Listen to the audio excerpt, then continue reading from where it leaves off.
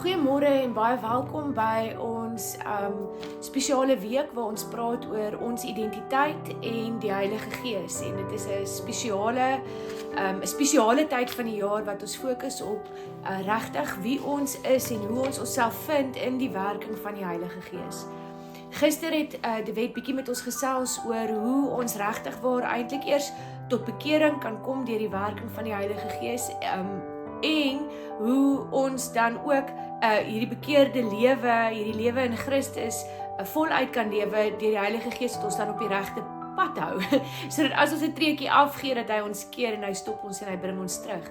En vanoggend wil ek graag praat oor nog 'n aspek van ons identiteit in die Heilige Gees en dit is dat ons lewe 'n bonatuurlike lewe deur die kragwerking van die Heilige Gees. Jy weet, toe Jesus met die disippels gepraat het, het hy vir hulle gesê bly in Jerusalem totdat julle krag ontvang in Handelinge 1 vers 4. Hy sê Johannes het julle met water gedoop, maar binne 'n paar dae gaan julle met die Heilige Gees gedoop word. En dan in vers 8 sê dit, maar wanneer die Heilige Gees oor julle kom, sal julle krag ontvang en oral mense eerstehands van my vertel. Met ander woorde, hulle moes niks doen totdat hulle die krag ontvang het nie. En wat baie merkwaardig is daai woordjie krag wat gebruik word is die Griekse woord dunamis. En dunamis praat van 'n ontploffing eintlik. So die woord dynamiet kom ook van die woord dunamis af. Dit is 'n kragtige ontploffing van krag regtig, van energie wat vrygestel word. En partykeer dink ons dan ook as hierdie ervaring wat ons het met die Heilige Gees is 'n eenmalige ontploffing, 'n eenmalige ontvang van krag, maar die realiteit is dat daar's eintlik 'n ander aspek daarvan ook.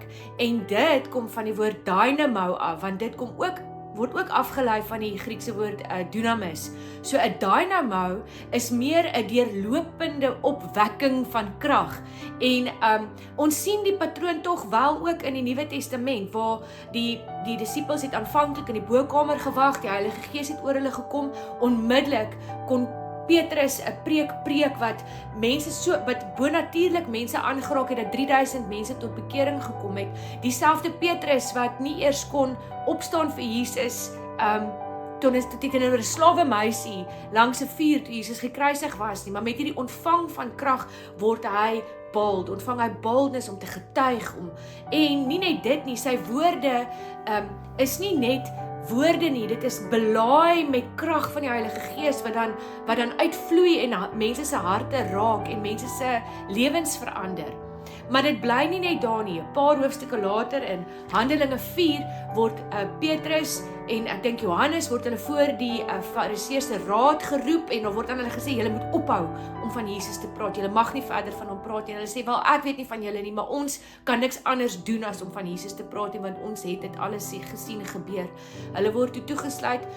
Ek dink dit was daar met die skudding, hulle ontsnap uit die tronk uit. Hulle gaan na die gelowiges toe in Handelinge 4 en daar kom hulle, die gelowiges kom weer om hulle bid, weer eens is hulle in 'n toestand van gebed en dis belangrik want ek gaan nou terugkom na dit toe.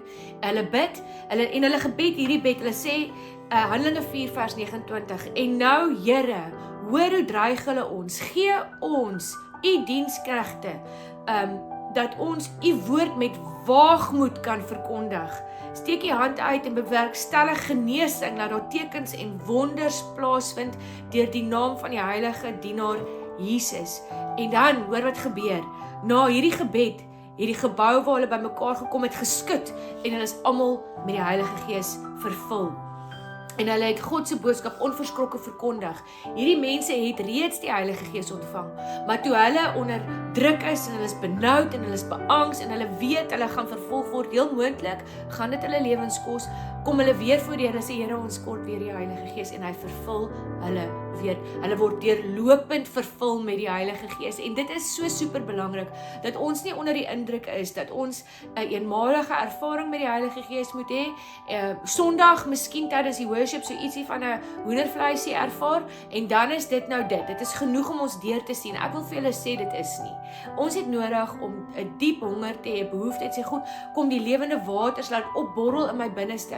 Laat ek weer en weer en weer gevul word met die krag van die Heilige Gees, want dit bekragtig my getuienis, dit bekragtig my diens aan die Here. Dit maak dat wat ek ook al doen in my gemeenskap, in my gesin, in my gemeente, nie net 'n krag het wat uit myself 'n menslike krag nie, maar die krag, 'n bonatuurlike krag wat daarop ry, en dan gebeur daar merkwaardige dinge in mense se lewens. Mense kom tot bekering, hulle word gebede word geantwoord, word genees, mense sien word vry.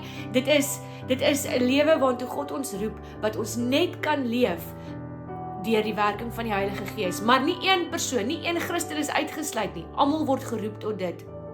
So my gebed is dat ons sal soekend wees na meer van die Heilige Gees, want dit regtig, dit sit ons, dit sê wie ons is. Ons vind onsself in die werking van die Heilige Gees, want ons is van die wêreld, maar ons is in die wêreld, maar ons is nie van die wêreld nie. Ons sit in hemelse plekke saam met Christus, en dit is 'n bonatuurlike posisie wat net ons kan uitleef deur die werking van die Heilige Gees, want in onsself is ons nie in staat daartoe nie.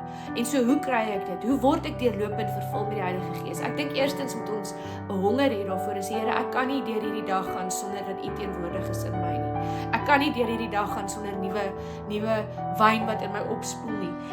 Ons het selfs daar so 'n teksgedeelte in Efesiërs 3 vers 20, en sê dit, dan Paulus bid en hy sê, aan God wat deur sy krag in ons werk, magtig is om oneindig meer te doen as wat ons bid of dink. Dit is deur sy krag wat in ons werk, wat oneindig meer kan doen as dit wat ons kan bid of dink. So hoe kry ons dit?